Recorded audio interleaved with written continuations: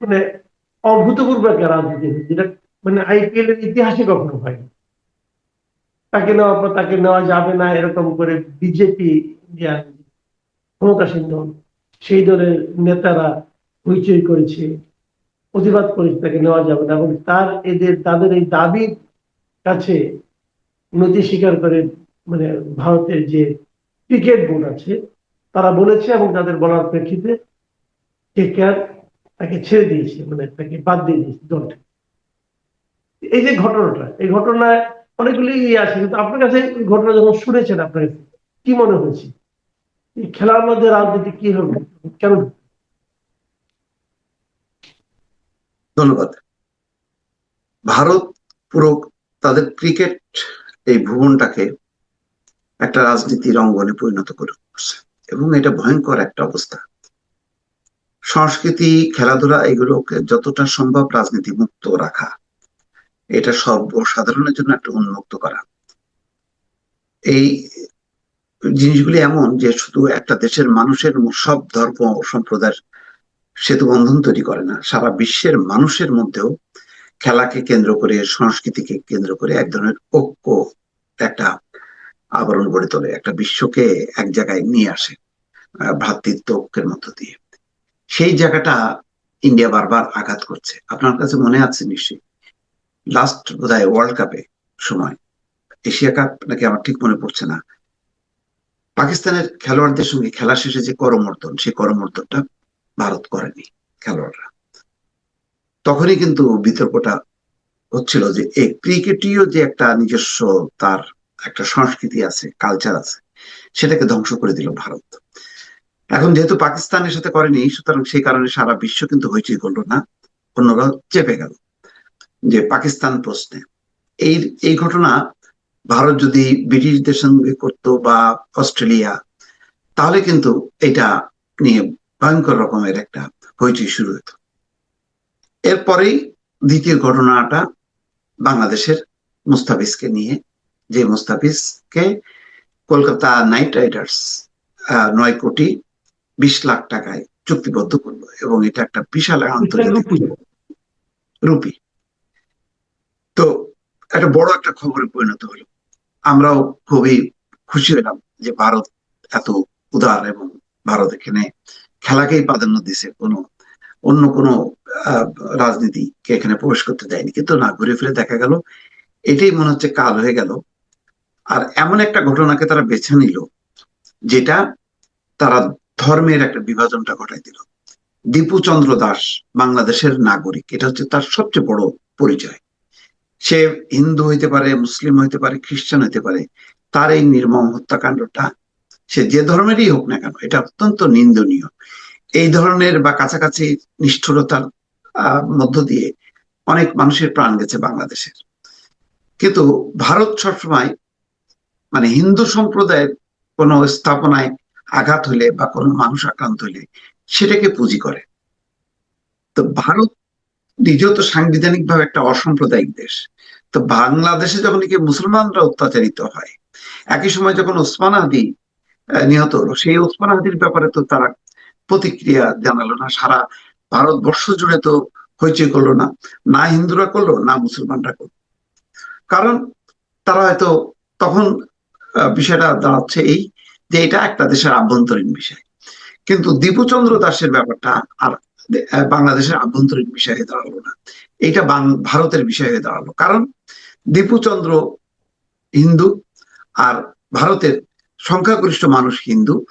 BJP যারা নেতৃত্ব দিচ্ছে তারা হচ্ছে নাম শুধু বিজেপি, এখানে ওই ভারতীয় হিন্দু পার্টি হলে ভালো হতো, বাংলাদেশে যেমন জামাত ইসলাম বাংলাদেশ, সেরকম হলে ভালো হতো।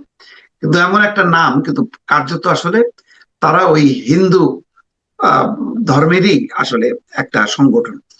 সেই দল একটা সাম্প্রদায়িকতার বীজ বাষ্প ছড়াই দিল, খেলাকে তারা রাজনীতির দিকে ঠেলে দিল।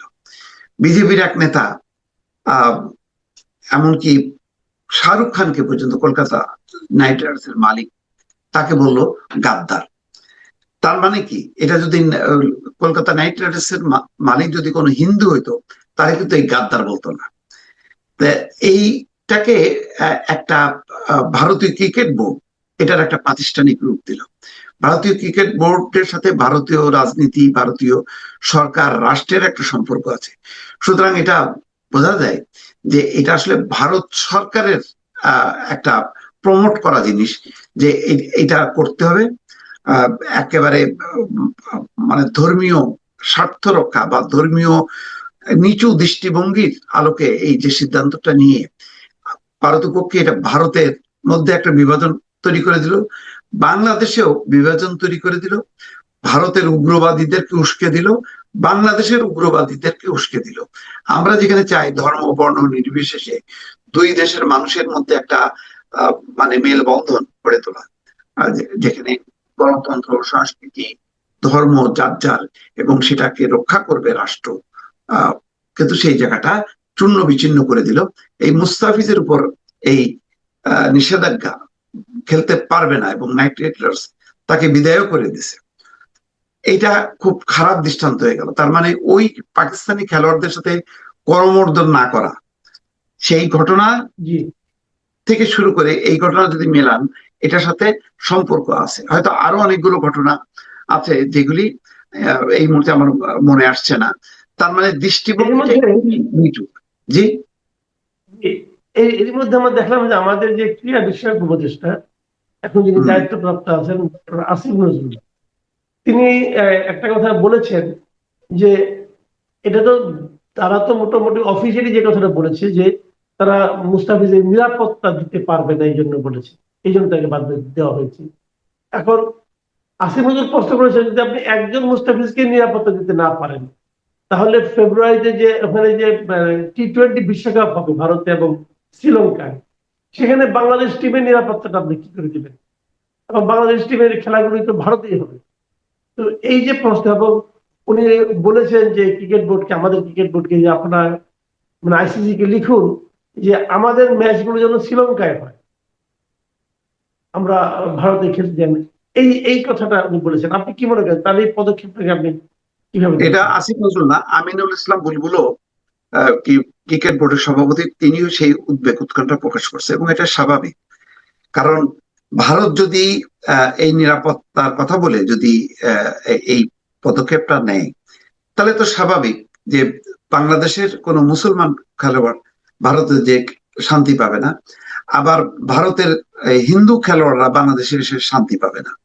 তাহলে এই যে উস্কে দেয়া হলো, এটা মানে ক্রিকেটের তো ক্ষতি তো বটেই, একই সঙ্গে রাজনীতির ওই যে বললাম না সাম্প্রদায়িক দৃষ্টিভঙ্গিটাকে উস্কে দিয়ে একটা ভয়ঙ্কর ক্ষতির এটা, যেটা দীপুচন্দ্র দাসের ব্যাপারে এইটা তাদের একটা আবেগ থাকতে পারে, ধর্মীয় আবেগ, আমাদেরও থাকবে যখন মুসলমানরা নিগৃহীত হয়, সেটা নিন্দনীয়। সে ব্যাপারে বাংলাদেশ সরকারও এই প্রথমবারের মতন উদ্বেগ উৎকণ্ঠা প্রকাশ করছে, কিন্তু সেটা ধর্মীয় দৃষ্টিকোণের থেকে একটা মানবিক দৃষ্টিকোণ থেকে হওয়া উচিত ছিল। এখন দেখেন সেম অবস্থা, এই যুক্তি যদি হয়, নিরাপত্তার বিষয়টা যদি তারা সামনে আনে, তাহলে তো সেখানে বাংলাদেশের শুধু বিশ্বকাপ ক্রিকেট কেন, ভারত বাংলাদেশ কোনো ম্যাচে ভারতে যেমন মাটিতে বাংলাদেশের প্লেয়াররা যেতে সাহস পাবে না, আর ভারতের প্লেয়াররাও এখানে আসতে স্বস্তি বোধ করবে না।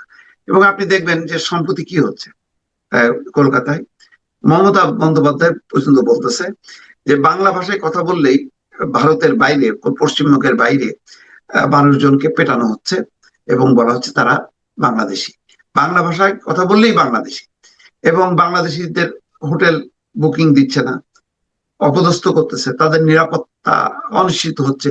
এরকম বেশ কিছু ঘটনা ইতিমধ্যে ঘটতে শুরু করছে। আবার এই পদক্ষেপ নেওয়ার মধ্য দিয়ে এই ঘটনাগুলির আরো গতি পাবে। এটা ভারতের মতন দেশ যদি এই জিনিসগুলি না বোঝে এবং তারা ইচ্ছা করে রাজনীতির স্বার্থে যদি এইগুলোকে প্রমোট করতে থাকে, এটা তো আমি সামনে ভয়ঙ্কর দুর্যোগ দেখতেছি, যেটা আগে 50-60 বছর আগে এক সময় দুই দেশের ভেতরে যে সাম্প্রদায়িক শক্তির উত্থান ছিল, বহু কষ্টের গণতান্ত্রিক শক্তিগুলো সেগুলি দমন করেছে তাদের রাজনীতি দিয়ে, তাদের মানবতা দিয়ে। আজকে আবার বিজেপি সেইটাকে ইন্ধন দিচ্ছে, এবং ওই ইন্ধনের উপর বলিয়ে আমাদের এখানকার সাম্প্রদায়িক শক্তিও মাথা চাড়া দেবে। ক্ষতিকার, ক্ষতি সাধারণ মানুষের, ক্ষতি রাষ্ট্রের।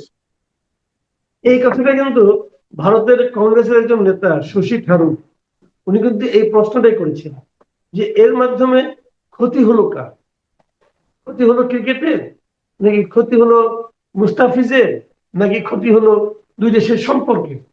এবং এর মাধ্যমে ভারত কি অর্জন করবে, বাংলাদেশ কি অর্জন করবে? ভারত একটা আহ, অসাম্প্রদায়িক রাষ্ট্র বলে দিলাম, ধর্মনিরপেক্ষ রাষ্ট্র, কিন্তু তাদের এই আচরণটা কি উগ্র হিন্দুবাদী রাষ্ট্রের মতো হয়ে গেল না? এক্স্যাক্টলি। এবং আপনি দেখেন যে জয়শঙ্কর বাংলাদেশে আসার পর কিন্তু একটা সুবাতাস, যে না, ঠিক আছে, জি। সম্পর্কটা সে ভালো করতে চায়, এবং চমৎকার কথা বলেছেন, চিঠি দিয়েছেন। এবং ভারত তার আগের অবস্থান থেকে মনে হচ্ছে যেন সরে আসছে। তারা নতুন নির্বাচিত সরকার যায়, তারাই ক্ষমতায় আসুক না কেন, বিএনপি আসুক, জামাত আসুক, তাদের সাথে সম্পর্ক স্থাপন করবে। এটা যখন নাকি এরকম একটা দৃশ্যমান ঘটনা আমরা দেখলাম, জয়শঙ্কর যাওয়ার একদিন পরেই বা দুদিন পরেই এই মুস্তাফিজকে ঘিরে তারা যে সিদ্ধান্তটা নিল, পুরো সেটাই তো উল্টে গেল। তার মানে ভারত যেটা করতেছে, নিজেরাই আবার সেটা উল্টাই দিচ্ছে। তো এই স্ববিরোধিতা, এটার আমি অর্থ খুঁজে পাই না। এটা মানে দুই দেশের ক্রীড়াঙ্গনের মানে ক্রিকেটারদের মধ্যে যে জিনিসটা ছিল না, তাদের মধ্যে যে একটা আন্তর্জাতিক একটা বোধ, সেই বোধটাকে একদম ধ্বংস করে দিল এই ভারতের নীতি নির্ধারকরা। রাষ্ট্রের সম্পর্ক তো আসলে এরকম ভাবে বিভিন্ন ক্ষুদ্র ক্ষুদ্র ঘটনার উপর কিন্তু নির্ভর করে, তাই না? এখন আপনি যে কথাটা বলেন এটা আসলে কিন্তু খুব গুরুত্বপূর্ণ, যে জয়শঙ্কর আসলেন, আমরা সবাই আশাবাদী হলাম যে না ঠিক আছে, দুই দেশের মধ্যে সম্পর্ক এখন ভালো হচ্ছে। আমাদের একজন নেত্রী মারা গেছেন, উনি সেটার শোক প্রকাশ করার জন্য এত ব্যস্ততার মধ্যে চলে আসলেন। এবং তারপরে ওরা পলিটিক্যাল পার্টিগুলো দু একটা পার্টি বিক্ষোভ করতেও পারে, আমাদের এখানেও করে, দূতাবাস অভিমুখে পদযাত্রা করতে পারে, সেটাও করে। কিন্তু যখন নাকি ভারতের ক্রিকেট বোর্ড সিদ্ধান্ত দেয়, হম। সেটা তো একটা রাষ্ট্রীয় সিদ্ধান্তে পরিণত হয়ে যায়। তো এই সিদ্ধান্ত দুই দেশের সম্পর্কের মধ্যে কি আপনি মনে করেন কোনো ধরনের নেতিবাচক প্রভাব ফেলবে? খুবই নেতিবাচক প্রভাব পড়বে, কারণ যখন নাকি আইন উপদেষ্টা বলেন যে আইপিএল বাংলাদেশে আর মানে দেখার ক্ষেত্রে নিষেধাজ্ঞা দেওয়া উচিত, তখন তো বোঝা যায় যে এটা পাল্টা কিন্তু জবাব হইলো তো। আহ, মানে আইপিএল যখন দেখে, যারা দেখে তারা কি মাথার মধ্যে রাজনীতি থাকে? তাদের মধ্যে দেখে শুধু খেলাটা, বিনোদন। তো তার মধ্যে আমরা ঢুকাই দিচ্ছি। তো এটা পাল্টাপাল্টি হচ্ছে, কারণ এটা তো একটা প্রোটেস্ট করতে হবে। কিভাবে প্রোটেস্ট করবে? এইভাবেই প্রোটেস্ট হলো। সেই প্রোটেস্টটাও তো এক অর্থে ভালো না। ভারত যেটা করতেছে সেটাও ভালো না, প্রোটেস্টটাও ভালো না, কিন্তু সেটা আবার না করেও পারা যাচ্ছে না। কারণ আপনি গুলি চালালে পাল্টা গুলি তো চালাতেই হয়। তো গুলি চালানোটাও খারাপ, পাল্টা গুলি চালানোটাও খারাপ। এখন দেখেন কিভাবে আহ, মানে আহ, মানে সংঘাতের মধ্যে ঢুকে যাচ্ছে। তো এখানে যারা বড় দেশ, বড় রাষ্ট্র চালায়, যারা মনে করে যে আমরা মানে আঞ্চলিক মোড়ল, তাদের দায়িত্বটা বেশি। সেই ক্ষেত্রে ভারতের দায়িত্বটা ছিল অনেক বেশি, অনেক বেশি দায়িত্বশীলতার সাথে তারা এই জিনিসটাকে যাতে কোনোভাবে রাজনীতি স্পর্শ না করে, সেই জায়গাটা, এবং দুই দেশের সম্পর্ক বিষয়টা এসে দাঁড়ালো। এখন মুস্তাফিজ এখন শুধু খেলোয়াড় না, সে একটা বাংলাদেশকে প্রতিনিধিত্ব করে। তো তাকে আঘাত করা মানে হচ্ছে বাংলাদেশকে আঘাত করা, সেই হিসেবেই হয়ে গেল। তো এইটা দিল্লির মতন এত তারা মানে অভিজ্ঞ, তাদের কূটনীতি, তাদের বিশ্লেষণ বিশেষজ্ঞ এত, তো তাদের এই বিশেষজ্ঞের মধ্যে এন্টেনাতে এটা ধরা পড়লো না যে এটার ভবিষ্যৎ প্রভাবটা কি। আমি একটা দেশের সাথে সম্পর্ক উন্নয়ন করতে যাচ্ছি, কিন্তু আমি আবার সেখানে বিষ ঢেলে দিলাম। ওই যে আপনাকে বললাম না, যে একটা লোককে 1 কোটি টাকা দিয়ে একটা থাপ্পড় দেওয়া হলো, তাহলে আপনার কিন্তু ওই টোটাল 1 কোটি টাকার যে আপনি দিলেন, এত মানে বিশাল উপকার করলেন, ওই উপকারটা কিন্তু শেষ হয়ে গেল আপনার একটা থাপ্পড়ের কারণে। তো ভারত তো তাই করতেছে। জি, অনেক ধন্যবাদ। অনেক ধন্যবাদ যারা মুস্তফা ফিরোজ। আসলে মানে আমরা কখনোই চাই না যে আহ, খেলাধুলা, সংস্কৃতি এগুলোর সঙ্গে যেন রাজনীতি জড়িয়ে না যায়। ধরা যাক আপনি এখন তাহলে কি হবে, ভারতে আমাদের অনেক লোক যায় চিকিৎসা করতে। এখন একজন মুসলিম রোগী ইন্ডিয়াতে গেল চিকিৎসা করতে, হিন্দু ডাক্তার তাকে কি মেরে ফেলবে, নাকি তাকে সুস্থ করবে? এখন বিষয়টা তো এরকম হয়ে যাচ্ছে। তো এইটা ভারত কেন করছে আমি বুঝতে পারছি না।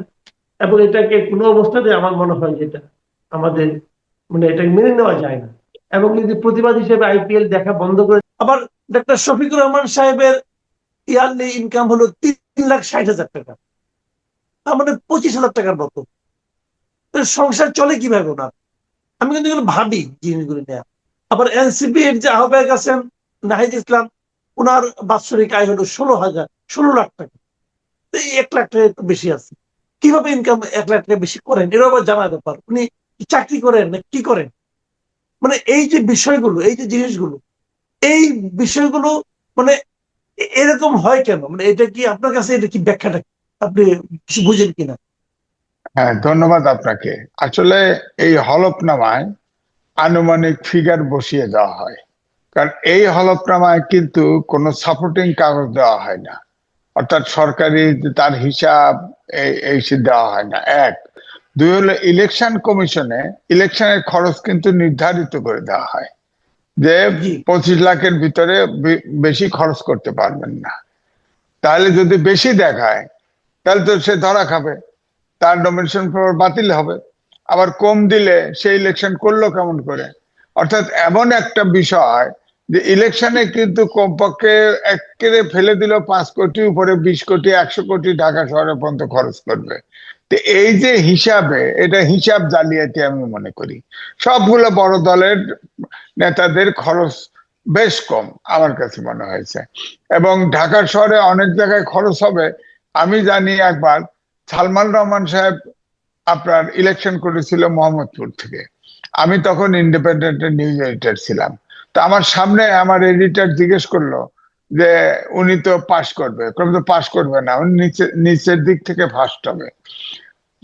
তারপরে দেখা গেল প্রতি ভোটার প্রতি ওনার খরচ হয়েছে 10 লক্ষ টাকা, কিন্তু ও নিচের দিক থেকে ফার্স্ট হয়েছে। তো সুতরাং কি পরিমাণ টাকা খরচ করেছিল? অঢেল টাকা খরচ করছে। কিন্তু হলফনামায় ঠিকই কম দিয়েছে, হয়তো 20, তখনকার সময় 20-25 লাখ টাকা দিছে।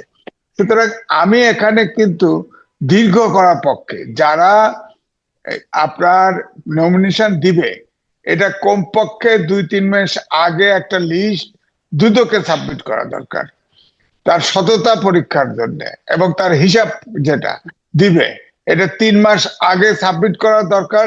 রাজনৈতিক দলগুলোতে চাওয়া দরকার যে তুমি কতজন নমিনেশন দিবা, তাদের নাম এবং ঠিকানা দাও। তারপরে দুদক এবং প্রয়োজনে আরো গোয়েন্দা সংস্থা লাগিয়ে তাদের সততা এবং হিসাব এগুলো সব যথাযথভাবে পরীক্ষা নিরীক্ষা করে তারপরে প্রার্থীটা দেওয়া দরকার। আমি মনে করি এখন দেশে কিন্তু দুর্নীতি একটা বড় সমস্যা। সুতরাং দুর্নীতি ধরার এটাও যে একটা সৎ লোককে নির্বাচনে ক্যান্ডিডেট করা। সুতরাং আমি মনে করি 3 মাস আগে দুদক বলেন, ডিজিডিএফএ বলেন, এনএসআই বলেন, এসবি বলেন, সব ব্রাঞ্চ থেকে আপনার তদন্ত করে তার সততা যাচাই করা হবে। তাহলে হয়তো আমাদের যে গণতান্ত্রিক যাত্রা, মানবিক যাত্রা, আমি বলবো যে মানবিক বাংলাদেশ, আইনের শাসন, সুশাসন যেটা আকাঙ্ক্ষা করি, যেটা প্রত্যাশা করি স্বাধীনতা যুদ্ধের থেকে, এটা কিন্তু প্রত্যাশা পূরণ হচ্ছে না। কারণ একটা সৎ লোকের পক্ষে সম্ভব, অসৎ লোক কোনোদিন এই গণতন্ত্র চাইবে না, আইনের শাসনও চাইবে না, সুশাসনও চাইবে না।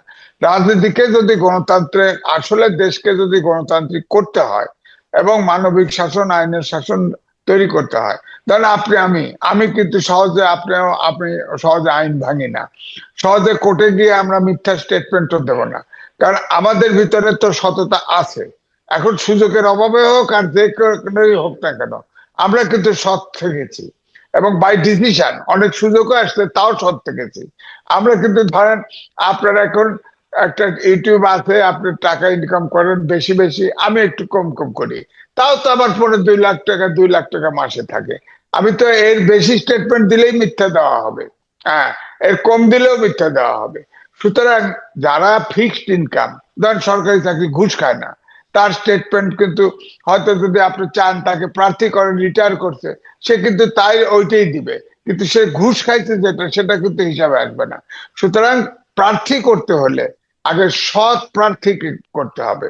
এটার জন্য অনেক আগের থেকে প্রক্রিয়া শুরু হওয়া উচিত বলে আমি মনে করি। ধন্যবাদ। আরেকটা জটিল ব্যাপার আমি আলোচনা করতেছি, যেমন ধরেন আপনার অনেক আপনার মানে রাজনীতিবিদ, তার পেশা হিসেবে উল্লেখ করেছে যে উনি আপনার ব্যবসায়ী। আবার ডাক্তার শফিকুর রহমান, ওনার বাৎসরিক আয় হলো 3,60,000 টাকা, বুঝলেন? 3,60,000 টাকা উনি এক বছর ইনকাম করেন। ওনার পেশা কি? চিকিৎসক, উনি চিকিৎসা পেশা। তো ওনার চেম্বার কোথায়, এটা কি আপনি জানেন? অথবা উনি কি আসলে চিকিৎসা পেশায় করেন, নাকি মাসে মতো 25,000 টাকা ইনকাম করেন? এটা কেন? আমার কথা হলো কি, একটা বিশ্বাসযোগ্য অ্যামাউন্ট ওনারা দিচ্ছেন না কেন? এটা কি সিস্টেমের দোষ, নাকি ওনাদের মন মানসিকতা কোনো একটা ঝামেলা আছে? আর যদি মন মানসিকতায় ঝামেলা থাকে, তেমন লোক আমাদের নেতা হবে কিভাবে? না, এটাই তো প্রশ্ন। একটা হলো সিস্টেমের সমস্যা, আর একটা হলো যে প্রার্থী হয় সে মন মানসিকতা। কারণ এই যে এখানে ডিসঅনেস্টি করলো হিসাব দেওয়ার ক্ষেত্রে, এটাতে তার কাছে আপনি কি করে গণতন্ত্র বা আমরা যে দেশ আশা করি তার পক্ষে সম্ভব? বড় দলের প্রধান, তারা তো হিসাব গোজামিল দিয়ে দিয়েছে। ইলেকশন কমিশন যেভাবে চেয়েছে ওইটার সাথে মিলায় একটা হিসাব দিয়ে দিয়েছে। এখন ধরেন এই যে ফ্যাসিস্ট আওয়ামী লীগ সরকারের সময় আপনি দেখবেন সব প্রার্থীর কি ছিল, মাছ চাষ ছিল। কারণ মাছ চাষ ট্যাক্স ফ্রি ছিল, সব মাছ ব্যবসায়ী এই হিসাব না, হিসাবে কোটি কোটি টাকার মালিক হয়েছে। তো এরকমই তো এখন শফিকুর রহমান সাহেব ডাক্তার, এটা তো স্বাভাবিক, তার প্র্যাকটিস বলতে পারে, সে বলে দিছে। হয়তো চেম্বারও বসে না, 24 আওয়ার্স পলিটিক্স করে, চেম্বারও বসে না, একটু লাগাই দিল আর কি। এই জন্যই আমি বলছি 3 মাস আগে প্রার্থীদের তালিকা দেওয়া, এবং তা বিভিন্ন গোয়েন্দা সংস্থা, দুদক সহকার, অনেক জায়গায় তো টাকার বিনিময় হতে পারে। সুতরাং দুদকেও তো এরকম একটা ইয়ে আছে, শোনা যায় যে ওখানেও কিন্তু আপনার অসৎ উপলব্ধন করা হয়। সুতরাং অনেক অনেক গোয়েন্দা সংস্থা দিয়ে পরীক্ষা করে সৎ লোকটাকে বেছে বের করা। আর কত খরচ করবে এটার একটা সিলিং থাকবে বটে, এমন জায়গায় নিয়ে আসা যাতে সৎ লোকও ইলেকশন করতে পারে। যেমন ধরেন ইলেকশনের সময় ইলেকশন কমিশনে বরাদ্দ থাকবে সরকারের, একটা কমন জায়গায় প্রচার হবে, কমন জায়গায় পোস্টার হবে, ইলেকশন কমিশন করে দিবে প্রার্থীদের, সমস্যা তো নাই আপনার। এই জন্যই আমি মনে করি যে এইটাকে ইলেকশন প্রসেসকে সততার ভিতরে নিয়ে আসা, এটা তো হচ্ছে না। এবারেও নির্বাচন সেই গতানুগতিক পদ্ধতিতেই হচ্ছে, তাহলে লাভটা হলো কি? এখন ধরেন আপনার এলাকায় একজন পেশাজীবী, একজন শিক্ষক, একজন প্রফেসর, তার ইনকাম কোথায়? তিনি তো ইলেকশন করতে পারবেন না, অথচ তিনি হয়তো বেশি দক্ষ, তিনি হয়তো বেশি সমাজসেবী, বেশি জনগণের জন্য দিতে পারবে, তিনি প্রার্থী হতে পারবেন না। কারণ নির্বাচন করতে হলে তো 10 কোটি 20 কোটি টাকা লাগে, তার তো সেই সঞ্চয় নাই। সুতরাং এমন একটা প্রসেস করতে হবে যেটা বলবা যে সরকারের পক্ষ থেকে ইলেকশনটা করে দেওয়া এইভাবে যে খরচের বিষয়টা দায়িত্বটা অল্প খরচের ভিতরে। হ্যাঁ, ধরেন পোস্টার লাগানোর দরকার, একটা সেন্ট্রাল প্লেসে সব প্রার্থীর পোস্টার থাকলো, ইলেকশন কমিশন ব্যবস্থা করলো, একই মঞ্চে বক্তৃতা দিল, একবার দুইবার। আমেরিকাতে হয় শোডাউন, হয়তো তো এরকম শোডাউন করলো তারা। শোডাউন বলতে কি, বক্তৃতা, প্রার্থী সব দলের প্রার্থী অ্যালফাবেটিক্যালি নাম হলো, একদিন পর পর বক্তৃতা হলো, বা একদিনে 10 মিনিট বা 15 মিনিট বক্তৃতা দিতে দিল, তার ইশতেহার সে শোনালো কি করবে না করবে। একটা আমার কথা হচ্ছে প্রসেসটাকে একটা সততার জায়গায় নিয়ে আসা। অসৎভাবে নির্বাচিত হয়ে অসৎভাবে টাকা খরচ করে, ধরেন একটা লোক 10 কোটি টাকা খরচ করলো প্রার্থী, তাহলে সে 10 কোটি টাকা উঠাবে না? মুদ্রাস্ফীতি সহ 15 কোটি টাকা উঠাবে, আর পরবর্তী ইলেকশনের জন্য আবার মুদ্রাস্ফীতি হবে 20 কোটি হবে, আবার সে 20 কোটি টাকা চুরি করবে। তো চোর তো ইলেকশন প্রসেস মানুষকে চোর বানায় ফেলে। সুতরাং এই জন্য বলছি ইলেকশন প্রসেসটাকে সততার মধ্যে আনতে হবে। বলেন। আবার আরেকটা জিনিস বলি আপনাকে, ইলেকশন তো ঘনে আসলো, আর 1 মাস 9 দিনের মতো আছে। তো এই ইলেকশনকে কেন্দ্র করে এর মধ্যে আমরা কিন্তু নানা ধরনের ভোটের হিসাবের দিক দিয়েও নানা ধরনের মেরুকরণ দেখছি। তো এই মেরুকরণ গুলো নিয়ে একটু কথা বলা দরকার, এই কারণে যে আমরা কি দেখলাম যে বিএনপির সঙ্গে অনেকে বিএনপিতে যোগ দিয়ে ধানের শীষ পাওয়ার জন্য নিজের দলীয় আদর্শকে বিসর্জন দিল, আবার এটাকে তারা আবার নির্বাচন কৌশল হিসেবে মেনেও নিল। আবার এদিকে জামাতের সঙ্গে দেখলাম এনসিপি যুক্ত হল, যে দলগুলো সম্পর্কে আগে বলা হতো যে জামাতের এ টিম বি টিম, দেখা গেলো যে এই যে বলা বলিটা এটা ঠিকই ছিল, সবাই এ টিম বি টিম হয়ে যুক্ত হয়ে গেল। আমার আপনার কাছে সুনির্দিষ্ট প্রশ্ন, এই যে জামাতের সঙ্গে যে এনসিপি যুক্ত হলো, জামাতের জোটের সঙ্গে, এতে লাভ হলো কার? এনসিপি নাকি জামাতের নাকি জনগণের? দেখেন, আপনিও টকশোতে কথা বলেছেন, আমিও বলেছি। আমার সম্পর্কে একটা ধারণা আছে, এনসিপি সম্পর্কে আমি বেশি সমালোচক ছিলাম, কারণ আমার প্রত্যাশাও বেশি ছিল। কারণ ৭১-এ মুক্তিযুদ্ধ করেছি, ওখান থেকে ৯০ আন্দোলনেও ছিলাম। তারপরে যখন ২৪-এ ৫ই আগস্টে পরিবর্তন হয়ে গেল, ফ্যাসিস্ট সরকার পালিয়ে গেল, তখন কিন্তু আমার প্রত্যাশা ছিল আকাশ সমান, যে এই ছাত্রদের যে বৈষম্য বিরোধী ছাত্র আন্দোলন, তারা এই দেশটাকে এই অভ্যুত্থানের পরে যে শিশু জনতা সহ প্রায় হাজার খানেক লোক জীবন দিল, এতে হয়তো আমাদের প্রত্যাশার কাছাকাছি যাব। কিন্তু সেই প্রত্যাশাটা পূরণ হলো না। ৫২ সাল থেকে প্রত্যেকটা আন্দোলনে ছাত্ররা নেতৃত্ব দিয়েছে, এবারও নেতৃত্ব দিয়েছিল, কিন্তু এই ছাত্রদের মতো এত বিতর্কিত কেউ হয় নাই, সরকারেও অংশ নেয় নাই, এই ছাত্ররা নিয়েছে।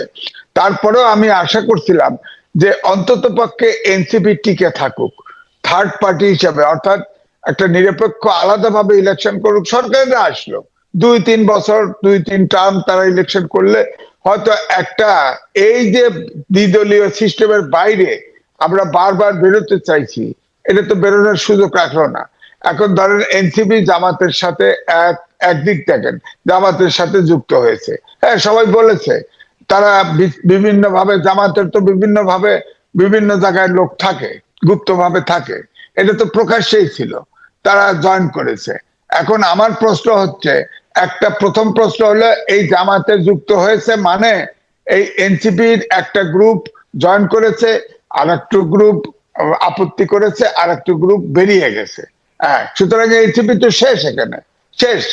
এখন দেখবেন জামাতের ভিতরে আত্মীকরণ হয়ে যাবে। যেমন আওয়ামী লীগের সময় ঢাকা ইউনিভার্সিটিতে ডাকসুর নির্বাচনের সময় আপনি দেখলেন যে শিবির পাওয়া গেল। আগে তো শিবির ছিল না, সব হেলমেট বাহিনী ছিল, সব ছাত্রলীগের নেতা ছিল। ধরেন ফ্যাসিস্ট সরকার যদি শেখ হাসিনা পালিয়ে না যেত, ওই সরকারের পতন না হতো, তাহলে তো আপনি ঢাকা ইউনিভার্সিটি কোনো ইউনিভার্সিটিতে শিবির দেখতেন না। এতে শিবির হয়েছে। এখন ধরেন আওয়ামী লীগের সাথে মাঝে মধ্যে জামাতে ইসলাম ঘষাঘষি করেছে, ৮৬ সালেও করেছে। এখন দেখা যাচ্ছে যে আওয়ামী লীগের ভিতরে গুপ্ত জামাত আছে। বিএনপির সাথে তো দীর্ঘদিন একসাথে ছিল। এই বিএনপির তো ভিতরে অনেক, আপনার কমপক্ষে 10% গুপ্ত জামাত পাবেন, এবং এদেরকে বের করা খুব, স্ক্রিন আউট করা খুব কঠিন।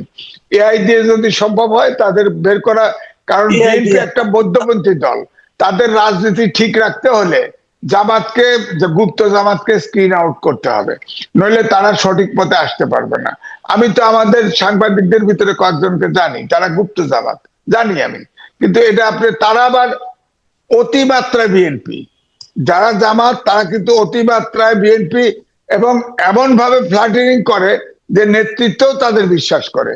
এবং যত আপনি খেয়াল করে দেখেন, এই যে বিভিন্ন জায়গায় বসে যাওয়া, এই যাওয়া, এগুলোর ভিতরে কিন্তু ওই গুপ্ত জামাতই বেশি। তো সুতরাং আমি বলবো যে বিএনপিকেও প্রসিদ্ধ করা উচিত, মানে একদম মধ্যপন্থী রাজনীতিবিদ, ধরো ছাত্র দল থেকে, ছাত্র কাল থেকে যেগুলো আসছে সেগুলোকে প্রাধান্য দেওয়া উচিত।